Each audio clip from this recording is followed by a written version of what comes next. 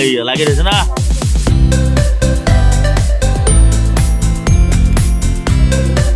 এই এই এই বাহ হ্যাঁ কেনেকে উঠিছে এই এই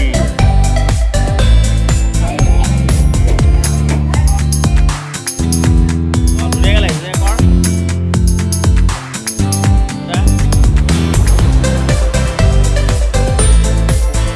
বাহ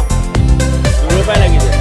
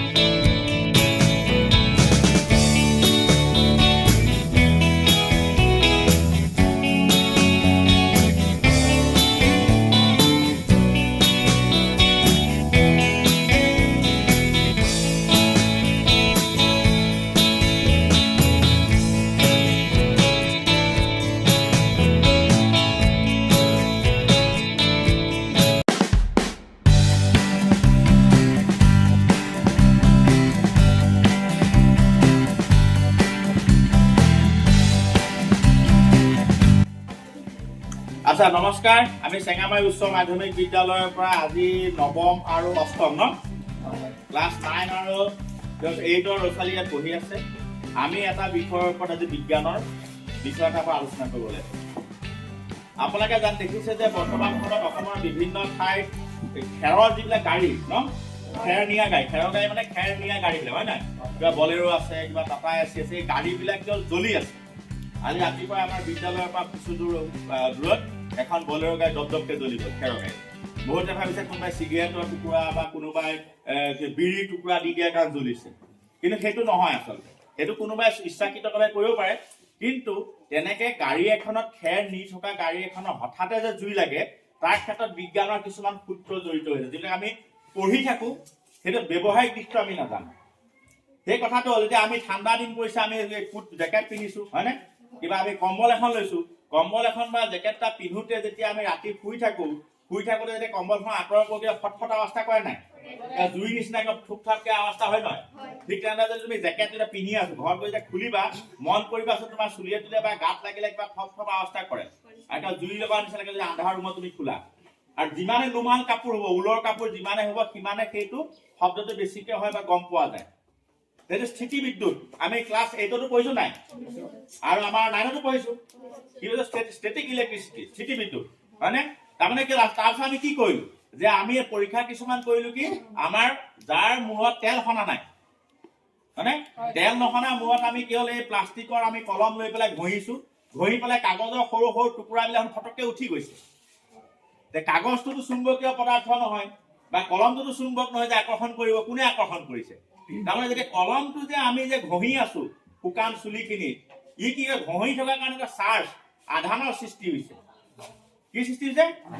আধানৰ সৃষ্টি হৈছে আৰু সেই আধানটোৱে তাৰমানে কি আকৰ্ষণী শক্তি এটা সৃষ্টি কৰিছে য'ত কাগজ টুকুৰা আকৰ্ষণ কৰিছে কাগজটো আকৰ্ষণ কৰা আচৰিত কথা এটা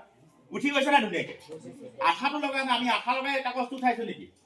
নাই আকৰ্ষণ উঠি গৈছে সেইটোকে স্থিতি বিদ্যুৎ যেনেকৈ তাৰপিছত তোমালোকে কি কৰা চকী এখনত বহি লৈছা এই টাৱলখনে আমি কি কৰো টাৱলখন লৈ পেলাই এনেকা মূৰত শুকান ছোৱালীৰ চুলিখিনি আছে তাত তেল সনা নাছিলো আমি ঘঁহি দিওঁতে কি দিছো চুলিখিনিৰ পৰা দাং খাই গৈছে হয়নে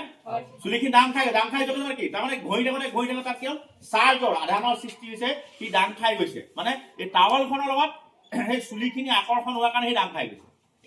হয় নাই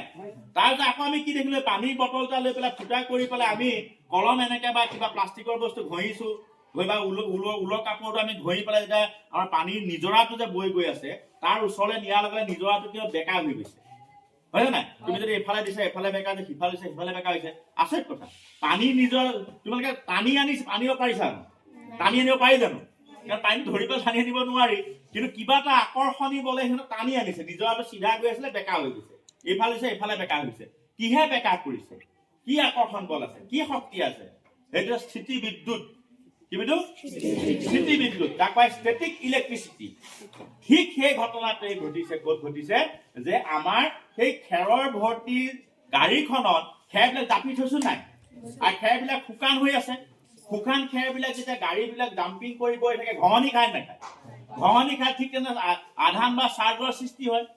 চাৰ্জৰ সৃষ্টি হওঁতে ঘহনি খাওঁতে কি হ'ল সৰু স্ফুলিংগ বিলাকৰ সৃষ্টি হয় যিবিলাক স্ফুলিংগ আমি ৰাতি যে কাপোৰ খুলিলেতো পাওঁ সেই স্ফুলিংগ বিলাকৰ পৰা কি হ'ল লাহে লাহে গৰম আৰু গাড়ীখনতো আমি হেঁচি খেৰ নিওঁ অলপতো খেৰ নিনো হেঁচি যে যিমানে খেৰ নিম সিমানে কিন্তু গৰম হৈ থাকে নহয় জানো আমি যদি খেৰৰ বস্তুবিলাক যেতিয়া জাপি থওঁ গৰম হয় নহয় কম্বলৰ ভিতৰত ঢেৰ কম্বল দিলে আমি গৰম অনুভৱ কৰোঁ নকৰোঁ সেই স্ফুলিংগটোৱে কি হ'ল খেৰটো জ্বলাই দিছে হয় আৰু তাৰমানে কি হ'ল পুৰা হেঁচা খাই ৰখি থাকিলে কিন্তু তোমাৰ ৰৈ থকা খেৰৰ মেজিতে জুই জ্বলে জানো কিয় তাতে হেঁচা খাই আছে কিন্তু কি হ'ল ঘহনি খোৱা নাই আমি যে ঘহনি খালে কি হয় গৰম লাগে নাকে এই ঘহনি যে খাই আছে চাৰ্জৰ সৃষ্টি হৈছে ঘৰ্ষণ হোৱাৰ কাৰণে গৰম হৈছে গৰম হোৱাৰ কাৰণে খেৰখিনি এনেও শুকান হোৱাৰ কাৰণে খেৰখিনি কি হৈছে কি লাগিছে জুই লাগিছে অলপকে উনি জুই লাগিছে এইফালটো গাড়ীখন চলি থকাৰ কাৰণে কি হ'ল বতাহটো মাৰি আছে বতাহে কি হ'ল অক্সিজেনৰ চাপ্লাই কৰিছে হয়নে আমি যে জুই যেতিয়া জ্বলাবৰ কাৰণে আমি চুঙা দি খুৱাই দিওঁ নাহিলো তাতে অক্সিজেন চাপ্লাই কৰিছে গাড়ীখন জোৰছে চলি আছে অক্সিজেনটো চাপ্লাই কৰি আছে বতাহে গাড়ীখন লৰচৰ কৰি আছে খেৰে ঘহনি খাই আছে ঘৰ্ষণ হৈ আছে লগতে শুকান বস্তু ঘহনি খোৱাৰ কাৰণে স্থিতি বিদ্যুতৰ ফলত বিদ্যুৎ সৃষ্টি হৈছে গতিকে কি হ'ল খেৰটো আপুনি জ্বলি গৈছে কোনো বিড়ি চিগাৰেট বা কিবা বস্তু দিয়া নাই গাড়ীৰ ইঞ্জিন থাকেও আগফালে বহুতে কৈছে গাড়ীৰ ইঞ্জিনৰ পৰা জুই লাগি পেলাই হৈছে গাড়ী এখনৰ বলেৰো বিলাক বা আমাৰ গাড়ী বিলাকৰ ইঞ্জিন ক'ত থাকে আগফালে থাকে হয় নাই আৰু চাইলেন্সাৰ ফালে ধোঁৱাহে ওলাই জুই ওলাই নেকি নোলায় ক'ৰ পৰা তোমাৰ সেইটো হ'ল আৰু গাড়ীৰ খেৰ কিন্তু চাইলেন্সাৰ পৰি থকাকে নিনিয়ে সেই ইঞ্জিনৰ পৰা ওলোৱা নাই কেতিয়াবা কিবা কাৰণে শ্বৰ্ট চাৰ্কিট হৈছে বেলেগ কথা কিন্তু এই যে আমি আৰু এটা কথা জানিব যে ঘহনি খাই তাপৰ সৃষ্টি হয় ঘহনিৰ ফলত কি হয় স্থিতি বিদ্যুতৰ সৃষ্টি হয় যাৰ কাৰণে আপুনি কি খেৰ জ্বলি যায় সব ক্ষেত্ৰতে নহয় সেই ঘহনি খালে বুলি যে জুই জ্বলিব কথা নাই তাৰ পৰিমাণটো ঘহনি কিমান খাইছে যেনেকে ধৰা আমি যে কম্বলখনে যে কি লাহে লাহে ঘঁহি থাকোতে জানো চুলিখিনি জানো ওপৰলৈ উঠিছিল জানো 3-4 কৰাৰ পিছতে সেখানে ঘহনি এটা অতি মাত্ৰাত ঘহনি খাব লাগিব তাকো শুকান হ'ব লাগিব যিমানে অতি মাত্ৰাত ঘহনি খাই থাকিলে তাৰ লগত এইটো কি হ'ব তাত চাৰ্জৰ সৃষ্টি হ'ব বিদ্যুতৰ সৃষ্টি হ'ব বুজি পালা এতিয়া গতিকে কোনো অলৌকিকতা নাই বা বেলেগ ধৰণৰ কথা নাই সকলোতে বিজ্ঞান আছে মানে আমাৰ চাৰিওফালে কি আছে বিজ্ঞান তাক খালি জনাটোহে দৰকাৰ তোমালোকে সূত্ৰবিলাক মুখস্থ কৰা স্থিতি বিদ্যুৎ কাক বোলে গতি শক্তি কি বিদ্যুৎ শক্তি কি জড়তা কি ঘৰ্ষণ কি এইবিলাক মুখস্থ কৰা কিন্তু আমাৰ দৈনন্দিন জীৱনৰ লগত এইবিলাক জড়িত হৈ আছে তাৰে এটা উদাহৰণ হৈছে খেৰৰ গাড়ী জ্বলা তেনেকে জ্বলিব পাৰে সেইটো এটা কাৰণহে কৈছো কোনোবাই বিড়ি চিগাৰেট পেলাইও দিব পাৰে হিংসা সেইটো বেলেগ কথা হয় নাই কিবা শ্বৰ্ট চাৰ্কিট আনি গাড়ী শ্বৰ্ট চাৰ্কিট হৈ পেলাইওতো হ'ব পাৰে কিন্তু এটা কাৰণ এইটো হ'ব পাৰে বুজি পালে ক্লিয়াৰ হ'ল কিহৰ কাৰণে হৈছে ঠিক আছে আজিলৈ ৰাখিছো আমাৰ বাইক ধন্যবাদ